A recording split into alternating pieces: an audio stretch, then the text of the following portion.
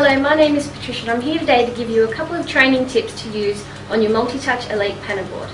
This is for first time users, but if this is your second or third time using your Panasonic, I'm sure you're going to pick up some tips. First of all, I'm going to talk about the hardware of the board. Then I'm going to talk to you about navigating, writing and creating lessons and give you some great tips. And then finally maintaining your board to get the most out of your Panasonic. So firstly, you need to have your interactive whiteboard installed on the wall, your projector above it and connected to a computer. Whatever you see on your computer, you're going to see on the interactive whiteboard. To turn the board on and off, you use this switch down the bottom here. You need to make sure it's on to be running the board.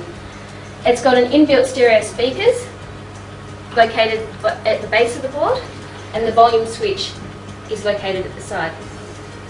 Next to the volume switch, there's also two USB ports which you can use for cameras, printers and visualizers. Okay, another piece of the hardware that you'll have is your stylus. At the end of the dial, there's a dial here which you can use to change between different colours while writing. Another great thing you can do with your Panasonic is to write directly into Microsoft software like Excel, PowerPoint and Word. Now I'm going to show you this in another video. Exploring the web and typing URLs is something that's coming up increasingly in teaching. You can have student-directed learning with a great resource like the internet to take your lesson wherever the students need it to go. What Multi-Touch also lets you do is gesture recognition. You may have seen this at home on your iPhone or iPad, but I'm going to show it to you here now on this Panasonic. Gesture recognition is also something you may have used at home on your iPad or iPhone. With Windows 7 and the Panasonic, I'm going to show you how you can bring gesture recognition into your classroom. I've got an image here of 3 penguins and I'm going to enlarge it using just these 2 fingers. Placing them close together on the board, I'm going to pull them apart and as you can see, the image is enlarged. To minimise it back to where it was, I'm just going to bring my fingers back together. If you want to flip an image, you simply get your 2 fingers again and drag it around like that.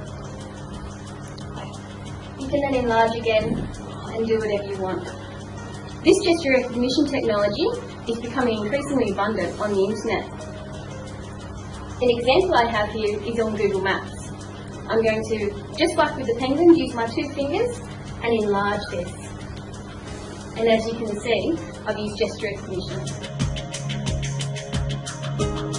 Exploring the internet is a great resource for you to use in your classroom, and I'm going to show you a quick tip on how to use it easily on your Panasonic.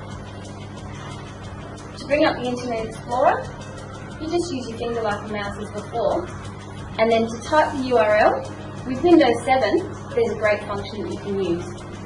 You simply highlight the URL bar, and you'll notice that a keyboard's popped up here. You can use this keyboard as you would your normal keyboard on your computer. So, I'm going to go to Google.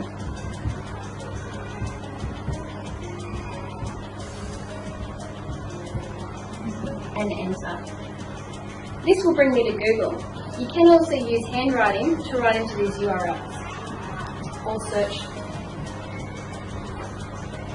It's this button here. So I'm going to search for one of my favourite places in the world, which is Paris. I'm just going to use my finger to write in the word Paris, and as you can see, it's picked it up. I insert it here, and now I can search. So finally, to get the most out of your Panasonic, you need to maintain it. Turning off the projector and board when not in use will save power for you in your school. You need to make sure that you clean the filters of the projector regularly as per the instruction manual. You can clean this board using a neutral detergent or water because of the metal-lined surface on top. I hope this training clip has helped you feel empowered to use your Panasonic in your classroom, and I wish you the best of luck.